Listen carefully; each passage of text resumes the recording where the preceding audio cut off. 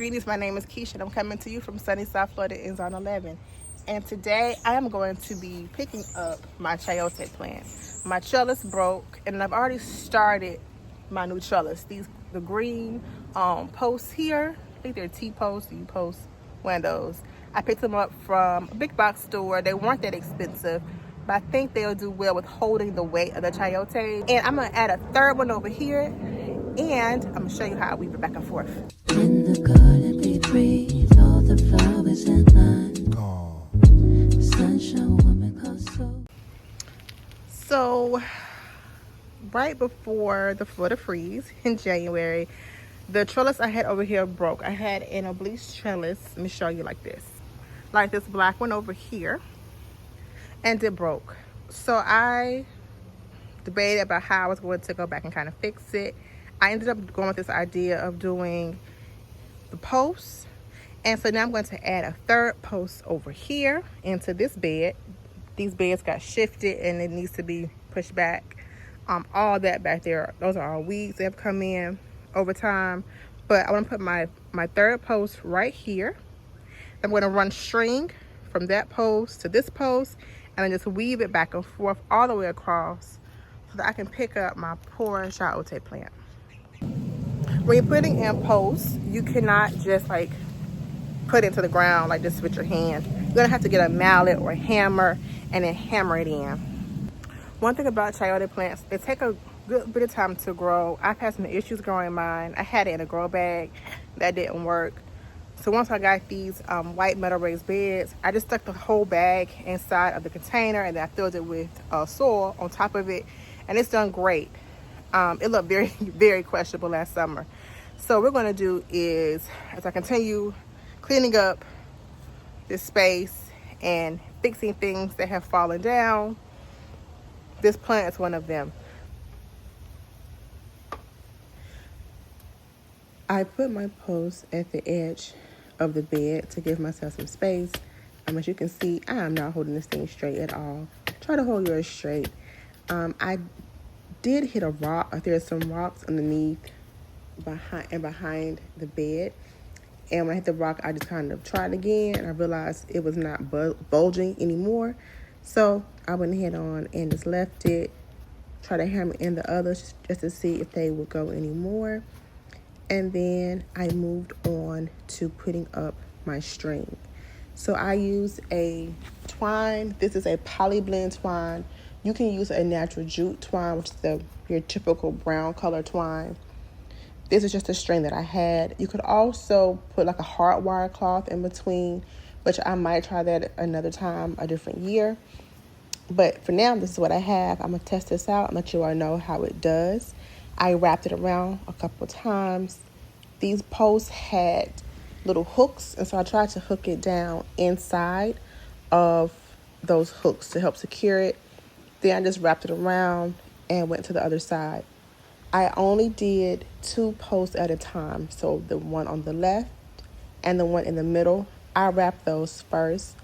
I didn't try to wrap all 3 posts at the same time, just to see how it would work with security, which way would be easier, and if a string broke or something happened, it wouldn't take out, all 3. It would be just a smaller section that would have to be fixed. So it's gonna keep wrapping this around.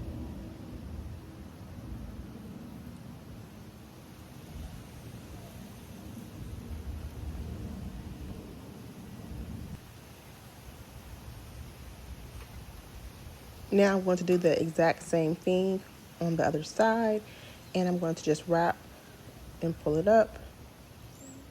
Come back this way. Go down, around, twice. Come back up through.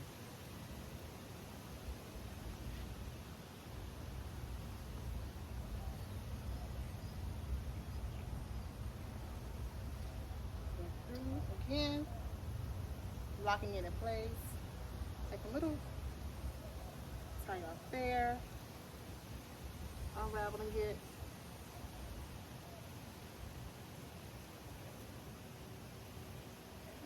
Like that. This is definitely the easiest trellis I've ever done.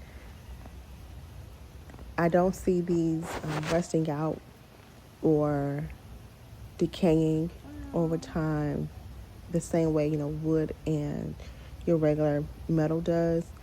The string will probably break down and need to be, you know, restrung, but I have a good feeling this will last me a couple of years. I definitely think it will last me, you know, more than 2 seasons. Again, the string probably have to be put back in, but that did not take long. As you see, I'm doing this with you all basically in real time. It wasn't, you know, a hard task. It just took a little bit, you know, about 10 to 15 minutes to actually do it. And it's just a matter of looping it back and forth and weaving it. I'm going to end up having to somehow loop this over again. Let's see. So this last should be, just let this go.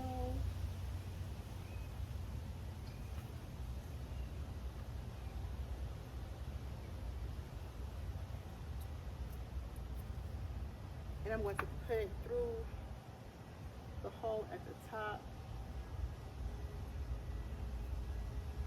like that, to make a knot. Very basic knot, nothing fancy. I want it to be, but I'm trying to carefully get my plant on here before it dies.